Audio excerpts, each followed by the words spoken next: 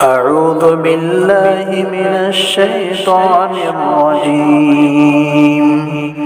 بسم الله الرحمن الرحيم. إنا نحن نزلنا الذكر وإنا له لحافظون. وقال في موضع آخر وَلَقَدْ يَسَّرْنَا الْقُرْآنَ لِلذِّكْرِ فَهَلْ مِن مُّدَّكِرٍ. السلام علیکم ورحمۃ اللہ وبرکاتہ۔ دوستو، امید کے بخیر و عافیت ہوں گے۔ اللہ تعالیٰ آپ تمام کو خوش رکھے، آمین۔ کہ الحمدللہ قرآن پاک کو سیکھنے کے سلسلے میں نورانی قاعدے کے اسباق کا سلسلہ جاری ہے۔ الحمدللہ اب تک ہماری تختے نمبر 16 مکمل ہو چکی۔ اب تختے نمبر 17 کا سبق آپ حضرات کی خدمت میں پیش کرنا چاہتا ہوں۔ برائے کرم آپ ضرور ویڈیو کو مکمل دیکھیں، سبق مکمل دیکھیں۔ اس سے آپ حضرات کو بہت سارے قواعد معلوم ہوں گے۔ وہ احباب جو قرآن پاک پڑھنا جانتے ہوں ان کے لیے بھی اس سبق کے اندر بہت سارے اسباق موجود ہیں، اور جو قرآن پاک سیکھ رہے ہیں ان لوگوں کے لیے بھی بہت ہی اہم اور ضروری سبق ہے۔ اس لیے کہ جو احباب قرآن پاک سیکھ چکے ہیں، پڑھتے ہیں، لیکن ان کو وقف کرنا یعنی کہاں پر رکانا ہے، کہاں پر کس طرح سے ملا کر پڑھنا ہے معلوم نہیں ہوتا، تو اس لیے آج کے اس سبق کے اندر بہت اہم اور ضروری باتیں آنے والی ہیں۔ آپ ضرور پورا کا پورا ویڈیو دیکھنے کی کوشش کریں اور اس کو سمجھنے کی کوشش کریں۔ حتی المقدور میں سمجھانے کی کوشش کروں گا اللہ تعالیٰ کی مدد سے۔ اور آپ حضرات بھی اگر کوئی بات سمجھ میں نہ آئے تو ضرور کمنٹس کے ذریعے سے ہم سے رابطہ کر سکتے ہیں کہ انشاءاللہ ہم آپ کا جواب دینے میں خوشی محسوس کریں گے۔ چلیے ہم سبق شروع کرتے ہیں۔ یہ ہے تختی نمبر 17۔ تختی نمبر 17 وقف کرنے کے قاعدے، یعنی وقف کے معنی ٹھہرنا، یعنی قرآن پاک پڑھتے پڑھتے کس طرح ٹھہرے، یعنی وقف کے کیا معنی ہیں یہاں پر بتلا رہے ہیں۔ قرآن پاک پڑھتے پڑھتے کس طرح ٹھہرے۔ آدمی پورا قرآن پاک ایک ہی سانس میں پڑھے ایسا تو ناممکن ہے، اور بعض جگہ قرآن پاک کی آیت بڑی آیتیں ہوتی ہے، پوری آیت کو ایک سانس میں پڑھے یہ بھی ناممکن ہے، اور اس طرح پڑھنا بے ادبی بھی ہو سکتی ہے کہ آدمی کو اللہ تعالیٰ اتنی دقت، اتنی پریشانی، اتنا تکلف نہیں دینا چاہتے۔ تو ہم اگر تکلف کے ساتھ قرآن پاک کو پڑھیں گے تو یہ قرآن پاک کے ساتھ اس کی حق تلفی ہوگی۔ اس لیے قرآن پاک کو ٹھہر کر پڑھنا چاہیے۔ تو قرآن پاک کو ٹھہر کر پڑھنے کے لیے کس طرح پڑھنا ہے اس کو یہاں پر سمجھایا گیا ہے۔ وقف کے معنی ٹھہرنا، یعنی قرآن پاک پڑھتے پڑھتے کس طرح ٹھہرے۔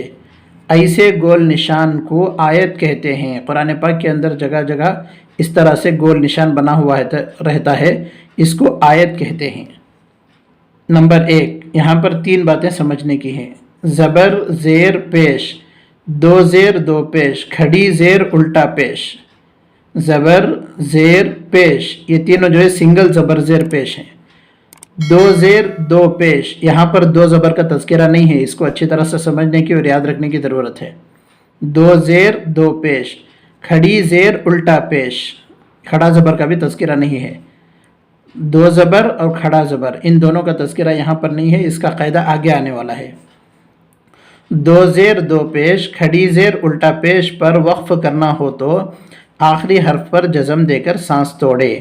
نمبر 2 زبر پر وقف کرنا ہو تو ایک زبر کے ساتھ الف پڑھا جاتا ہے، جیسے احدن سے احدا، احدن لکھا ہوا رہتا ہے، رکانے کے لیے اس کو ایک زبر کے ساتھ الف پڑھیں گے، احدا، اس طرح سے۔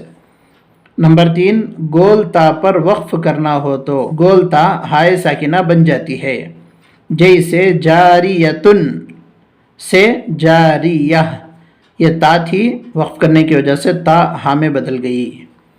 تو چلے اب یہاں پر ہم سبق پڑھ لیتے ہیں۔ تو تختی تو آپ کو سمجھ میں آ چکی ہوگی۔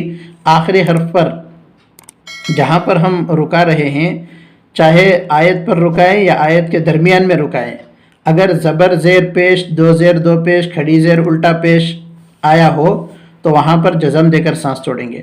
اگر دو زبر والا اگر کوئی لفظ آیا ہوا ہے تو اس پر روکنے کے لیے ایک زبر کے ساتھ الف پڑھیں گے، جیسے احدا پڑھیں گے، احدن ہے تو احدا پڑھیں گے۔ تو اس کی مثالیں آگے سمجھ میں آئیں گی۔ اور اسی طرح گول تا ہے آخر میں، تو اس پر وقف کرنے کے لیے تا کے دو نقطوں کو ہٹا کر اس کو گول ہا بنا کر کے ہائے ساکنہ بنا کر اس پر وقف کریں گے۔ تو چلیے ہم پڑھنے کا طریقہ معلوم کرتے ہیں۔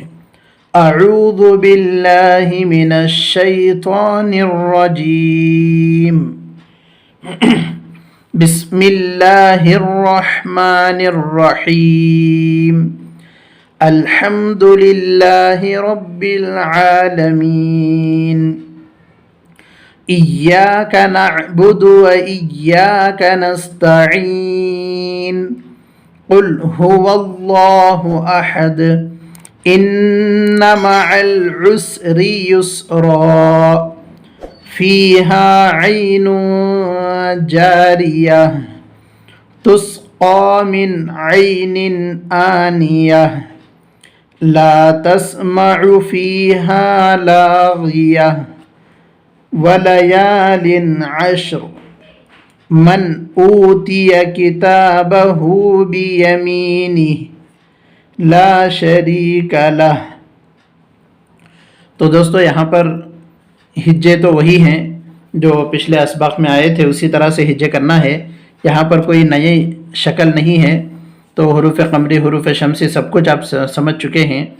تو صرف یہاں پر اجرائے قواعد کی طرف میں اشارہ کرتے ہوئے جاؤں گا، آپ حضرات اس کو اچھی طرح سے غور سے اس کو سمجھنے کی کوشش کریں کہ سب سے پہلے تو یہاں پر ہجوں کا تعلق تو پچھلے اسباق میں بھی تھا الحمدللہ۔ اب تک کے اسباق دیکھنے کی وجہ سے آپ کو سمجھ میں آ چکا ہوگا ہجے کس طرح سے کرنا ہے، تو اسی طریقے پر ہم ہجے کریں گے۔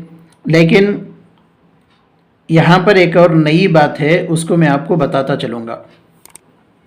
جب ہم ہجے کر رہے ہوں تو جس طرح سے یہاں پر جیم یا زیر جی، میم زیر می جب بولیں گے تو یہاں پر ہم یہ کہیں گے آخری حرف پر زیر ہے، جزم دے کر سانس توڑیں۔ یہ بات ہم نئی بات ہے، اس کو ہم کہہ لیں گے، اس لیے کہ یہاں پر جزم ہی دے کر پڑھیں گے ہم وقف کرنے کی صورت میں۔ اعوذ باللہ من الشیطان الرجیم، اس طرح سے، اسی طرح یہاں پر بھی۔ اور اسی طرح یہاں پر ایک بات جو کہی گئی، جیسے یہاں پر میں نے کہا زبر زیر پیش، دو زیر دو پیش، کھڑی زیر الٹا پیش، جو بات یہاں اوپر کہی گئی تھی اسی کو جو ہے میں یہاں پر کہہ رہا ہوں۔ آخری حرف پر زیر ہے، جزم دے کر سانس توڑے، آخری حرف پر زیر ہے، آخری حرف پر زبر ہے، آخری حرف پر پیش ہے، جزم دے کر سانس توڑے، یہ پہلا ہوا۔ تو پھر دوسرے نمبر پر انہوں نے جو بات بتائی کہ دو زبر پر وقف کرنا ہو تو ایک زبر کے ساتھ الف پڑھا جائے گا، جیسے یہاں پر ہے ان مع العسر یسرا، تو یہاں پر دو زبر ہے، یسرن ہے لیکن یسرا پڑھیں گے، کیوں؟ اس لیے کہ وقف۔ یہاں پر ہم قاعدہ کیا کہیں گے؟ دو زبر پر وقف کرنا ہو تو ایک زبر کے ساتھ الف پڑھا جائے گا، جو اوپر ہے وہی ہم یہاں پر کہہ لیں گے، یہی اجرائی قاعدہ ہو جائے گا۔ اور اسی طرح یہاں پر گول تا پر وقف کرنا ہو تو وہ ہائے ساکنہ بن جاتی ہے۔ گول تا کی شکلیں کیسی کیسی ہیں دیکھ لیجئے، یہ بھی گولتا ہے، پھر یہ بھی گولتا ہے، یہ بھی گولتا ہے۔ اس کو ہم گولتا نہیں کہیں گے، اس لیے کہ ہا ہے، گولتا اور ہا میں فرق ہوتا ہے، اس کو آپ اچھی طرح سے سمجھنے کی کوشش کریں۔ تو یہ تینوں باتیں آپ کو سمجھ میں آ چکی ہوں گی کہ اسی طرح یہاں پر انہوں نے کہا کہ زبر زیر پیش، تو زیر کا سبق بھی آپ کو سمجھ میں آ چکا ہوگا کہ آخری حرف پر زیر ہے، جزم دے کر سانس توڑے۔ اسی طرح پیش، آخری حرف پر پیش ہے، دو زیر کا قاعدہ یہاں پر ہے، آخری حرف پر دو زیر ہے، جزم دے کر سانس توڑے۔ اور اسی طرح دو پیش، آخری حرف پر دو پیش ہے، جزم دے کر سانس توڑے۔ اور اسی طرح انہوں نے کیا کہا؟ کھڑی زیر، اگر کھڑی زیر آئی ہوئی ہے تو کھڑی زیر اور الٹا پیش، ان کو بھی ہم وہی کہیں گے، آخری حرف پر کھڑی زیر ہے، جزم دے کر سانس توڑیں گے، یہی جو پہلا ہے اسی کو ہم کہیں گے۔ دو زبر پر وقف کرنا ہو تو یہ دو زبر کا بھی آپ کو سمجھ میں آ چکا، گولتا پر وقف کرنا ہو تو وہ ہائے ساکنہ بن جاتی ہے۔ تو دوستو اس طرح سے جو ہے تختی نمبر 17 بہت اہم اور ضروری سبق ہے، اس کو آپ اچھی طرح سمجھنے کی کوشش کریں کہ جس طرح سے قرآن پاک کے اندر مثال کے طور پر ہم پڑھ رہے ہیں الحمدللہ، یہاں پر ہماری سانس توڑنا چاہ رہے ہیں، رکنا چاہ رہے ہیں، تو ہم کس طرح سے پڑھیں گے؟ الحمدللہ، یعنی ہاں پر زیر ہے لیکن جزم دے کر سانس توڑیں گے۔ للہ رب العالمین ملا کر پڑھیں گے تو پیچھے سے ملا کر اس طرح سے ہم پڑھیں گے زیر دیتے ہوئے۔ ایاک نعبد، رکانا ہے تو آخری حرف پر جہاں پر ہماری سانس ٹوٹی وہاں پر جو حرکت ہے، اگر زبر زیر پیش، دو زیر دو پیش، کھڑی زیر الٹا پیش ہے تو وہاں پر جزم دے کر ہم سانس توڑیں گے۔ ایاک نعبد، نعبد و ایاک نستعین، اس طرح سے، اس طرح ہم نہیں رکائیں گے۔ ان معل، سانس نہیں توڑیں گے، ملا کر پڑھیں گے۔ چھوٹی سی آیت ہے، اگر ہم کو رکانا ہی ہے ان مع العسر، اس طرح سے رکا سکتے ہیں، یعنی الف لام پر رکانے کا کوئی معنی نہیں ہے، الف لام پر نہیں رکائیں گے، بلکہ اگر رکانا ہی ہے تو ہم اس طرح سے آخری حرف پر روکیں گے۔ فیہا عین جاریہ، یہاں پر اخفا کا قاعدہ ہے، اس کو جو ہے ملحوظ رکھتے ہوئے صحیح طریقے سے ہم کو ادا کرنا ہے۔ تسقی من عین آنیہ، اس طرح سے۔ تو دوستو یہ سبق بھی آپ کو سمجھ میں آ چکا ہوگا۔ اگر تختے نمبر 17 اگر صحیح معنوں میں آپ کو سمجھ میں نہ آیا ہو تو ضرور بھی ضرور آپ کمنٹس کے ذریعے سے بتائیں، کتنا سمجھ میں ہے وہ بھی بتائیں۔ اگر آپ کو سمجھ میں نہیں آیا ہے تو دوبارہ آپ حضرات کمنٹس کے ذریعے سے بتائیں تو دوبارہ آپ کو سمجھایا جائے گا۔ جو بات آپ کو سمجھ میں نہیں آئی تو اس کو آپ ضرور بھی ضرور پوچھ سکتے ہیں۔ برائے کرم ضرور ہم سے رابطہ کریں، آپ کو جواب دینے میں ہماری خوشی محسوس کریں گے ہم۔